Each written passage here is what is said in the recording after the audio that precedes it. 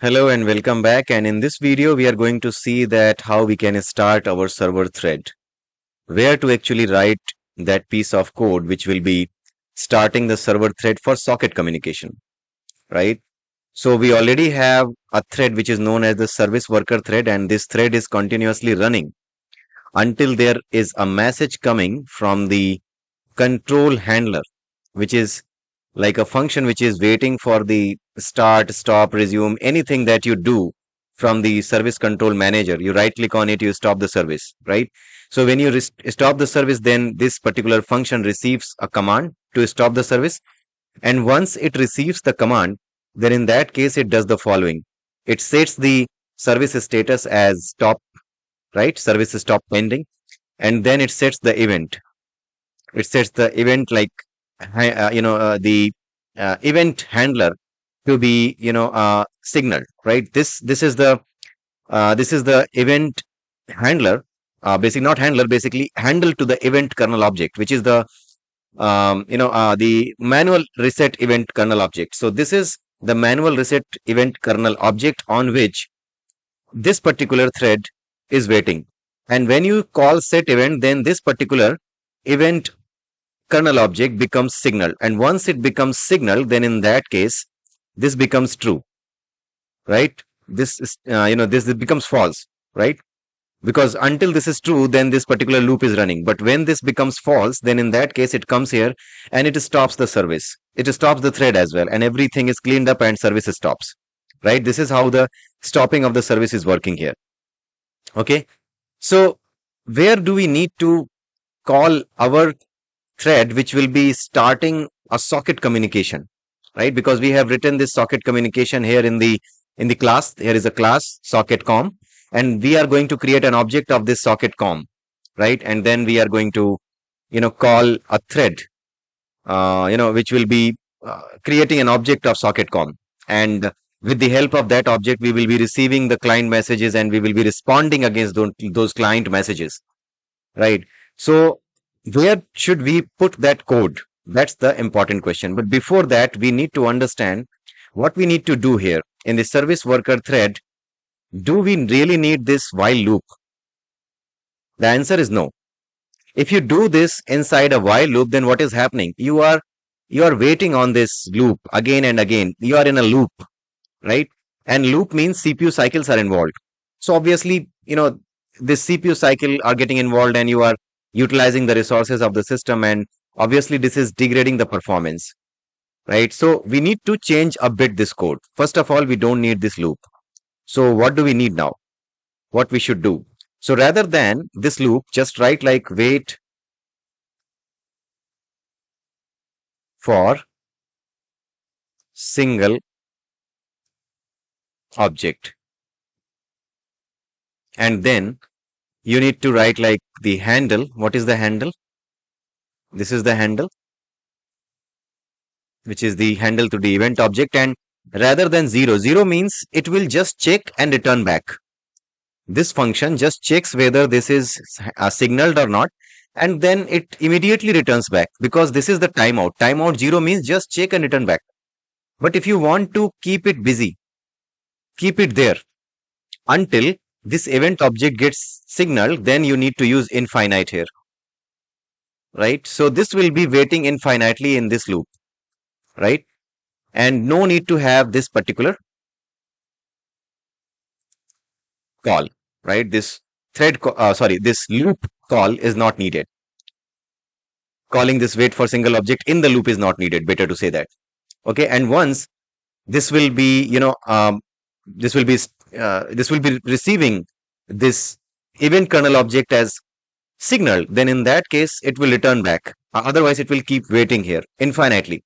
Once it will receive that this has been signaled, then in that case it will come here, and this will just write this logging message. The worker thread is stopping now, and then it will return from here.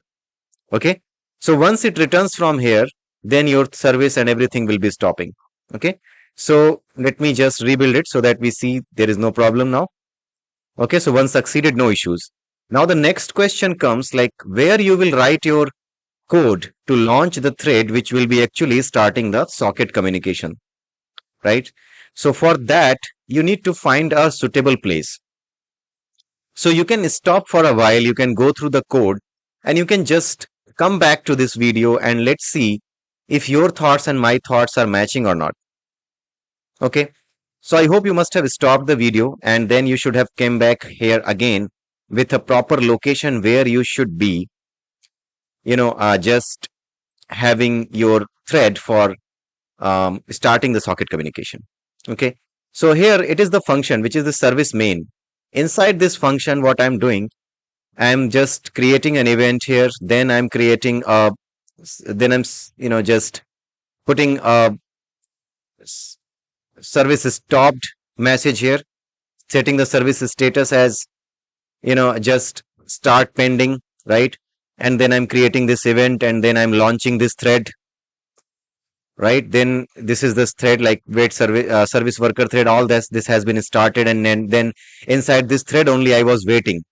The service worker thread, I was waiting inside the loop that I'm running, right? And when it is stopped, then when it receives the stop command, then I was stopping. Okay. So now what is the correct place where I should put my thread to start the socket server? In fact, the socket communication. Okay.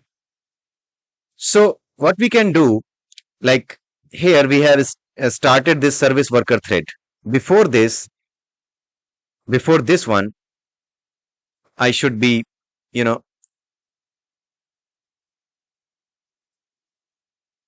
putting it here, something like here I should be putting the call to my socket communication object. So I need to create a thread, and that thread will be creating an object of the socket com object. Okay. So is it the right place? I think before even starting or before even start running this particular service, I should be able to start the socket communication, right? If we are not able to start the socket communication, then there is no use of starting the service, right? So before that, what I need to do before I even start this event object, this stop event object, even before that, we should be having that particular thread which will be running as a socket communication server. That thread I need to start. So just before creating this event handle, I need to do this thing. See, here I have written the comment as well. In the code itself, this comment was written. So here what I will do, I will simply put a comment here just to remind ourselves that this was the place where I have to write the code, because in the next video I will write that complete code. So in this video, just I am going to do like just creating the thread. Okay. So let me just do this thing.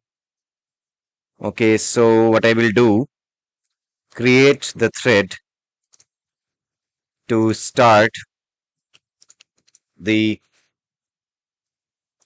service. Not the service, start the socket communication. Create the thread to start the socket communication. So here what I need to do, I simply need to have another handler, not handler, basically the handle, right? So here I need to write like handle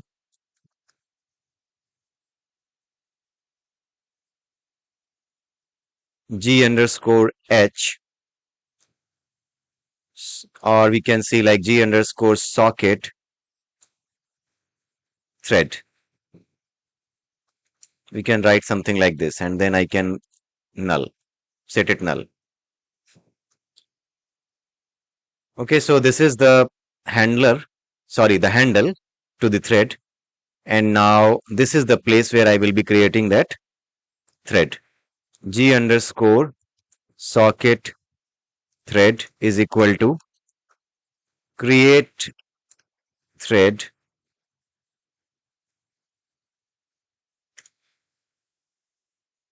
and then I can put like the first argument as null, then the LP thread start routine. I am writing a start routine here, and the start routine I have given this name, start socket communication. Okay, so here I will do start socket communication, but before that I need to, what is the second argument? Second argument is the stack size, which will be 0. And then the third argument I am here, so it will be LP thread start routine. And then here I need to put a comma, and then I need to put like the parameter which is null here, and creation flag as 0. And then I don't need to, have the thread ID, so I have provided it null. Okay, so let me put it like this. So in a single line, I can put it. So now if g underscore sock thread is equal to null, then in that case, what I will do, I will say this thing.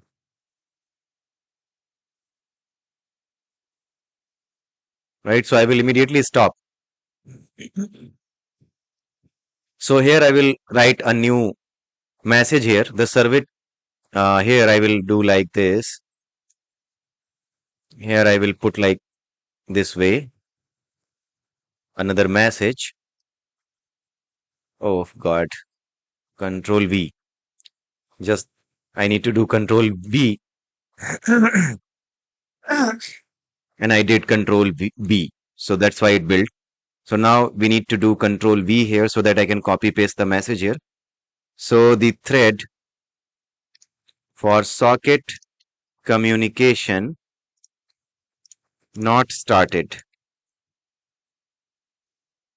Okay, then you just stop the service and just return from here. So this is the start socket communication method, and this particular method or this particular function will keep waiting in a while loop. For now I can put it like in a while loop. So let's see if we have successfully created this thread or not, right? So just want to ensure that we have successfully created the thread. Created a thread in running. So I can put two messages here. One is when I have successfully created the thread. The other one is I am running, which will be printed every 5 seconds. So sleep method I will call, and 5000. So 5000 is the number of milliseconds. So after 5 seconds, it will keep printing I am running. Okay, so let me just now build it. In fact, rebuild it. So after rebuilding, I will be just running my service again. And where we are putting the logs, right? So that I need to check. So we are putting the log. Let me first close it. So I am putting the log at a location where I have provided a environment variable, I think. So that environment variable I need to check. So let me see what was that environment variable. This was the bin path. This was the logger file. So Vikash win svc logger.txt. This is the path where I'm logging the content of the service. Okay, so see Vikash win svc logger. Okay, so let me open that. See Vikash, yeah, win service logger.txt. Let me open it and let me just let me know that I need to remove this because I need everything as a fresh message. Okay, so now I'm going to start my service. You know that we have installed our service as real-time update service. So I'm just going to start it. So this has been started now, and let me see. Okay, so you can see the service main function called successfully created the thread I am running. So this thread we have successfully created, and this is running now. Sorry, let me come here. So this was the message which came here in running. So I am running. So every time this I am running message will be coming. Okay, so every 5 seconds this I am running message is coming. So this is sure that we have started our thread correctly. Now inside this thread function, we will be writing our logic where our thread will be waiting for the client messages or the client connections or client messages after the connection over the socket. So that I'm going to write in the next video. So I hope you are enjoying this series of socket project. We are going to write a real-time communication service where the things will be updated real time. How the things are updated real time, that we are going to see. If we have to write some kind of socket program which is helping the different modules or different clients to update their data locally real time, then how that can be done, that I'm going to do here.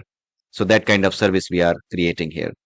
So with this, I would like to say have a nice day and bye bye. We'll meet in the next video.